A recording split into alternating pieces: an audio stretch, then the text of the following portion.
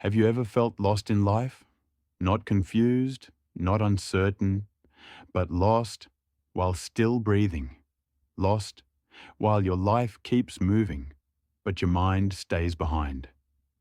If you have, this story is for you. My name is Xiao. I am 21 years old. And in these 21 years, life did not break me suddenly. It broke me slowly, quietly, without warning. I have memories that refuse to fade, regrets that sit with me in silence, happiness, but only in short moments. Pain, that stayed longer than it should have. Love problems, family problems, and moments that taught me how to survive, not how to live. Even now, I am still lost.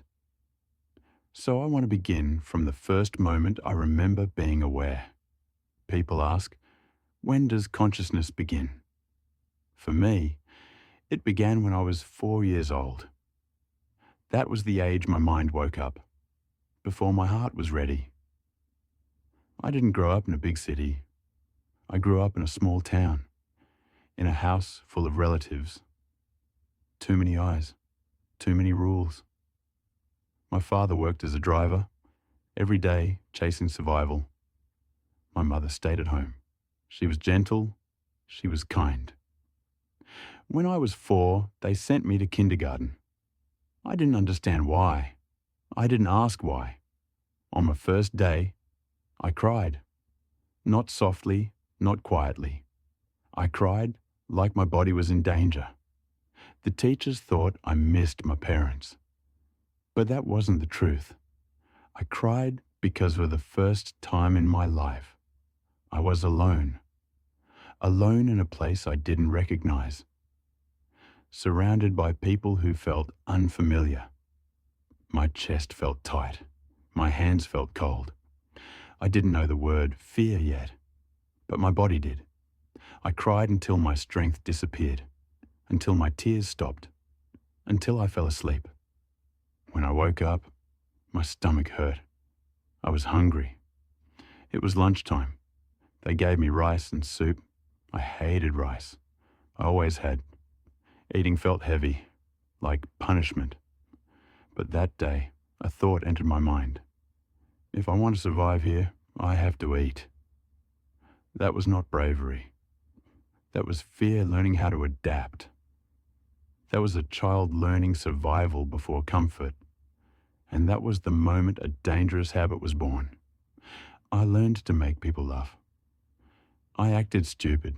I embarrassed myself. Sometimes the teachers scolded me. But the children laughed.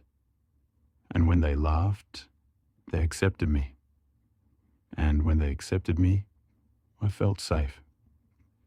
That night, when I went home, I wasn't quiet. I felt something warm. I felt happiness. But happiness never stayed. Not long after, my grandfather died. I was 4. I didn't understand death. I didn't understand loss. I only felt that something was missing. Later, I changed kindergartens. I made another friend. He lived across my house. He invited me to play. But my home was strict. Too strict. I wasn't allowed outside. They said there were kidnappers. They said I might disappear. They called it protection. But it felt like a cage. My childhood had no freedom. Still, a child's heart resists. One day, I ran outside secretly. For a moment, I laughed. I felt alive. Then they found out. They dragged me home. It wasn't my parents. It was my aunts, my uncles. Their hands were heavy. That pain never left my body. My childhood was control, not guidance, not care. Control. If I refused to eat, they locked me inside an empty water tank. Dark, cold, filled with spiders. I was shaken, screaming, even now. I am still afraid of spiders. The body remembers what the mind tries to forget. If I sneaked outside again, They locked me in a dark room all night. I cried until my voice disappeared. No one came. No one cared.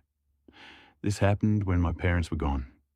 Slowly, my fear of people grew. I stopped speaking. I became afraid to speak first. All I heard was, "Don't do this. Don't do that. Just study." My body obeyed, but my soul went silent. I hated studying. I hated people. But later, I understood something.